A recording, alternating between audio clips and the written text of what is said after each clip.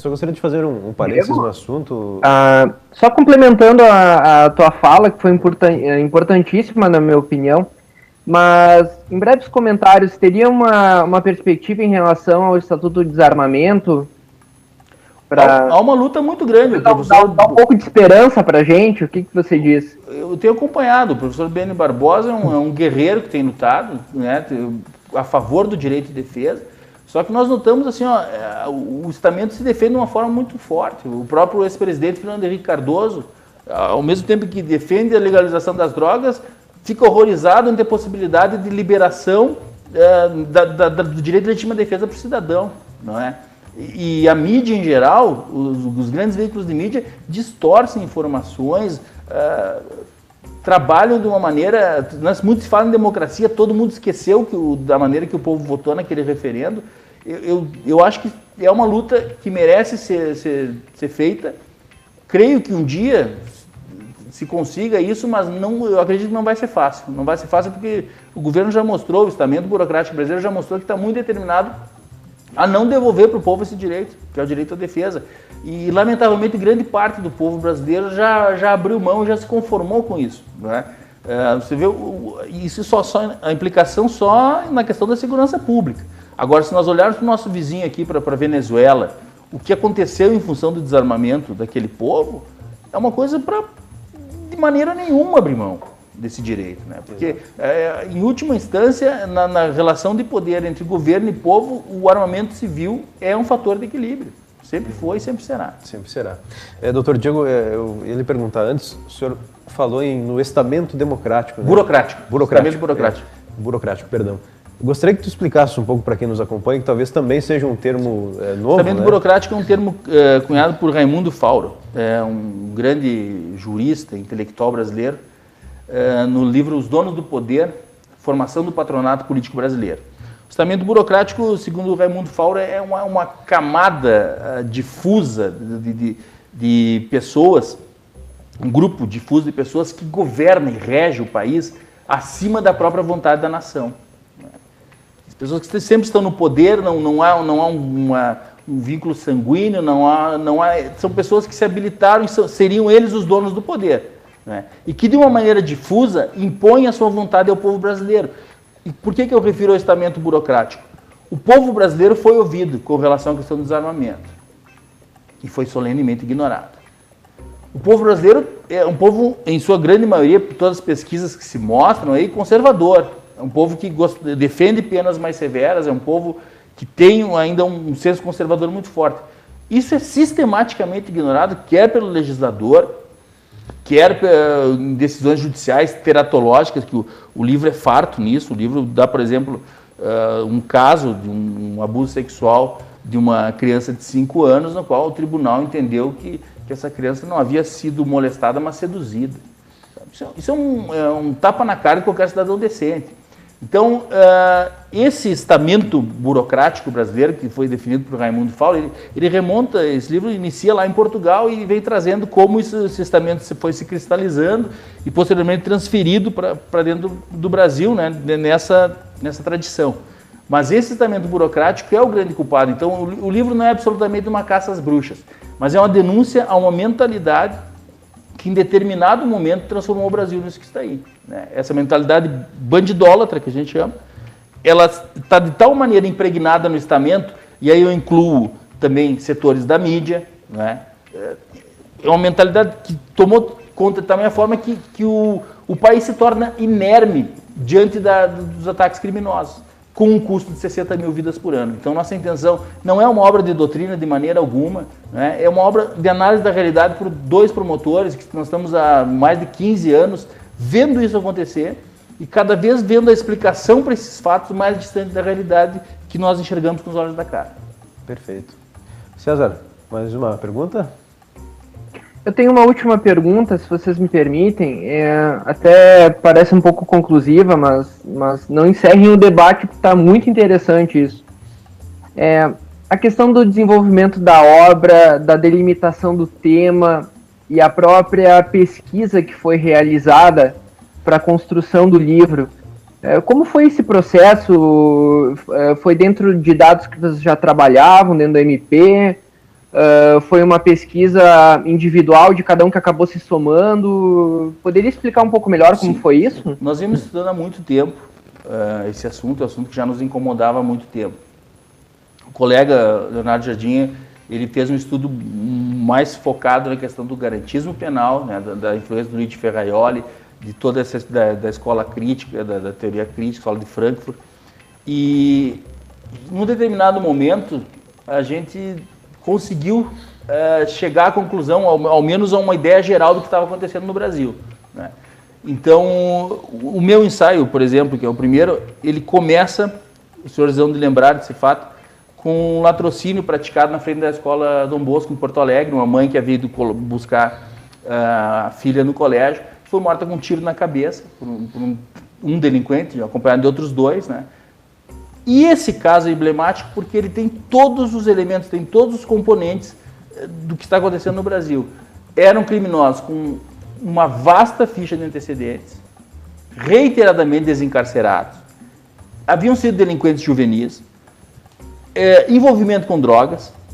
No dia antes da morte dela, praticaram cerca de 10 assaltos, mantendo como refém um cidadão que eles roubaram o carro, né? Então, assim, mostra a falta de policiamento, o efeito do desarmamento civil no cidadão. Ela foi morta com um tiro na cabeça sem reagir, né? O efeito das drogas é uma coisa importante que nós abordamos no livro também. O debate sobre drogas no Brasil ele é todo pautado em função da questão do direito individual, do direito à personalidade, que é justamente o mote que foi proposto por aqueles que introduziram o tráfico de drogas em larga escala na América Latina. Existem livros interessantes, os livros mais importantes nessa matéria não têm tradução para o Brasil. O Brasil acaba, em alguns aspectos, sendo uma ilha de estupidez, né, porque literatura muito importante que deveria chegar, agora está chegando mais, melhorou um pouco em relação a isso, mas o Brasil fica isolado disso aí. Então o debate fica sempre esse debate, as conversas de surdos, né, que falam sempre as mesmas coisas e sem uma abrangência maior. Então o primeiro ensaio do livro, começa com esse fato objetivo e a partir dele vai desencadeando os debates da imprensa, por que não se pode comprar essa ideia de que o bandido é uma vítima. Então nós citamos uma obra de um grande professor americano, professor Stanton Seminole, que ele diz: bandidos não são vítimas, eles são algozes. Ele mostra em 30 anos de experiência, ele é inclusive consultor do FBI, ele mostra nesses 30 anos como funciona a mente do criminoso e mostra que quando nós justificamos aquilo que o criminoso fez, nós estamos estimulando a fazer mais e ele não vai se corrigir de forma alguma, né? E por aí vai. Então a gente, mais ou menos junto, começou a amadurecer a ideia do livro, né? Dividimos o enfoque, cada um analisando uma questão por um lado, e acredito que tenhamos tido sucesso, porque pelo menos para passar a mensagem que a gente gostaria e trazer para o debate alguma luz, né? Porque o debate brasileiro é muito pobre em todos os aspectos. Sem dúvida. Eu acho interessante a gente destacar algo que sempre vem à tona quando se debate o tema segurança pública, que é a dita ressocialização do preso, do detento. A gente sabe que, como já citamos aqui, né, o sistema carcerário é uma tragédia no Brasil. É possível a gente ter essa ressocialização? É difícil? O que precisa ser feito para que isso aconteça? E se de fato isso pode vir a acontecer, doutor Diego? O que diz o professor Stanton Seminole, e também acompanhado por Theodore Dalrymple e muitos outros, né? A gente pega esses dois porque senão teria que fazer uns 10 tomos. É o seguinte, ele fala em socialização, né? Você tem que incutir no preso, naqueles que assim o desejarem, porque sobretudo depende de um desejo do preso, um desejo do criminoso. Incutir nele alguns valores de alteridade, alguma noção do direito alheio. Só que para que você possa fazer isso, o primeiro aspecto a ser enfrentado é que o preso assuma que ele errou. Que ele se arrependa profundamente daquilo que ele fez. Ora, nós temos no Brasil, o preso é tratado como uma vítima, né? A primeira coisa que se faz é fazer uma retrospectiva, uma espécie de profecia autorrealizável. Você pega um preso e diz: não, mas ele era pobre. Ora, isso é tremendamente preconceituoso, associar pobreza com crime. A esmagadora maioria do povo brasileiro é pobre e é honesto, né? Ou teve uma criação complicada, né? O pai sempre foi muito permissivo ou muito duro. Então tudo é justificativa, mas aí o sujeito tem um irmão, Na mesma família que o irmão não é bandido e ele é. Então, o que diz o professor Seimon? O que diferencia, nesses 30 anos de análise, o que ele notou que diferencia um preso do outro é uma especial maneira de pensar. O preso, o bandido, o delinquente, ele enxerga a sociedade como um tabuleiro de xadrez e as outras pessoas como peões, que ele move, que ele manipula e assim por diante. Então, não é fácil, ele compara o método que ele tem de socialização a algo semelhante aos alcoólicos anônimos. É um método de aversão, você tem que trabalhar isso, mas tem casos bem-sucedidos, então eu não descarto a possibilidade de socialização. Agora, claro, da maneira que nós temos no Brasil hoje, onde a primeira coisa que se faz desde o momento que se prende alguém é começar a justificar que ele é um criminoso porque ele não teve chance, porque ele é uma vítima da sociedade.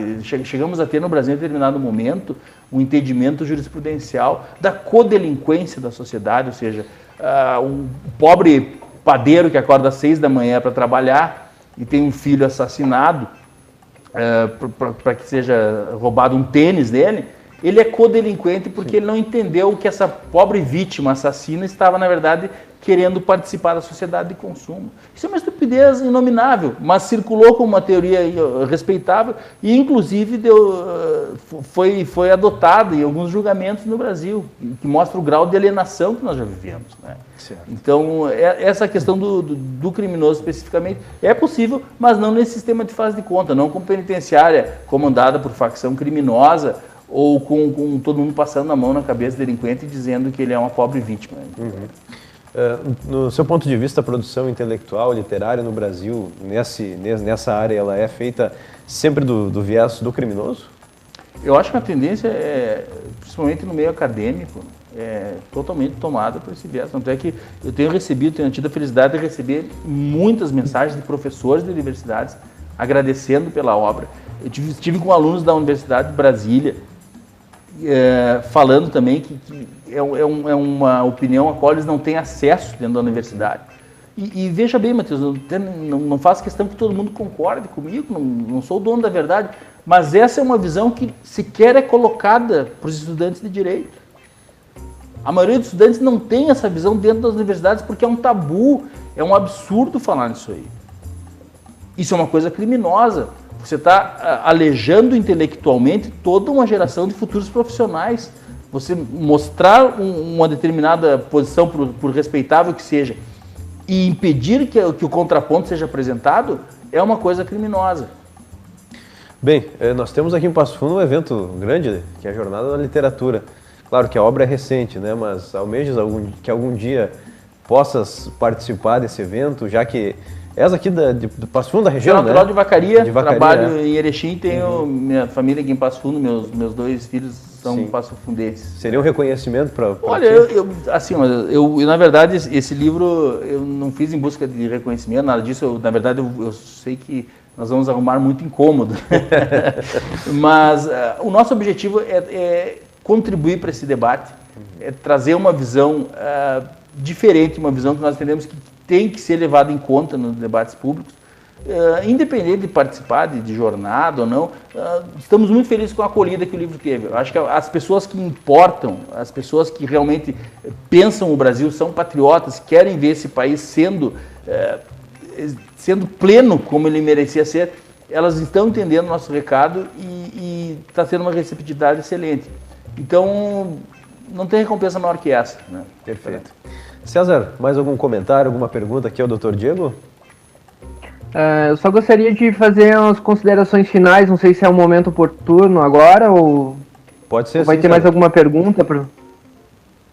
Não, a única coisa que eu gostaria de dizer é dar os parabéns pela obra.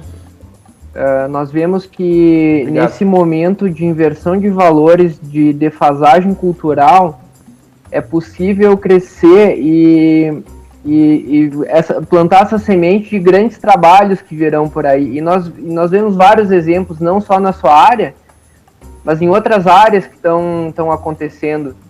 Então, eu vejo isso como parte desse trabalho que vem sendo feito e espero que essa obra tenha continuidade, sabe, que talvez tenha um segundo volume com ampliação dos temas e certamente será um sucesso. Eu fico muito feliz em ver um trabalho como esse e gostaria de dar os parabéns para o senhor e para o seu colega. Esse trabalho foi para poucos e vocês estão de parabéns por isso. Muito obrigado, fico muito feliz, né, com o teu elogio. E, quem sabe, vem uma parte 2 aí. Material o Brasil oferece sempre para a gente, infelizmente, né, material nós temos de sobra para fazer. Pois é. Não podemos encerrar aqui sem informar quem nos acompanha nessa transmissão ao vivo. Já foi feito um lançamento em Brasília, é isso, né? Brasília, tivemos em Londrina também, mas o lançamento agora em livraria vai ser dia 7 de junho, na Livraria Cultura, Bourbon Country, em Porto Alegre. Estão todos convidados aqui, será uma honra e um prazer recebê-los, né? E esperamos contar com todos os nossos amigos. Temos a página também do livro no Facebook, e então quem quiser curtir lá. E para quem quiser comprar já pode fazer aquisição pela internet, né? Pode fazer pela internet, já está no site da Cultura. E nós temos também no site bandidolatria.editorarmada.com.br, que é o site da editora. Então tem esses 2 canais. Perfeito. Bem, nós conversamos hoje aqui na nossa transmissão com o Dr. Diego Pesce, promotor de justiça, que escreveu o livro Bandidolatria e Democídio, um estudo, né, ensaio sobre o garantismo penal e a criminalidade no Brasil, editora Armada. Olha, sem dúvida foi realmente uma conversa muito produtiva, a gente agradece pela sua disponibilidade, Dr. Diego, de vir até aqui. Aqui em Passo Fundo, pelo menos, é uma noite chuvosa, né? Verdade. Então, o esforço, né, que é feito do senhor de vir até aqui, toda a equipe do Locus também está a postos aí para levar essa informação que talvez ainda não tenha chegado, né, para a grande população aqui de Passo Fundo, da nossa região, e com certeza o livro será muito bem acolhido, já está sendo, né? Será cada vez mais. Doutor Diego, obrigado pela presença. Matheus, muito obrigado, fico muito agradecido, muito honrado por essa oportunidade de falar sobre o nosso livro e parabéns pelo teu programa, muito bom que tenhamos muito mais programas como este para poder divulgar as ideias dissonantes, digamos assim, que a grande mídia não mostra. Muito obrigado e foi uma grande honra. Ok, obrigado, doutor Diego, obrigado ao César também que participou conosco. E a você que Obrigado está acompanhando essa nossa transmissão ao vivo do Locus Online, a gente encerra por aqui, mas sempre temos artigos, novidades para você no site locusonline.com.br com análise dos fatos que realmente interessam na sua vida, no seu dia a dia. Voltaremos na próxima semana aqui com a nossa transmissão. Boa noite, até mais.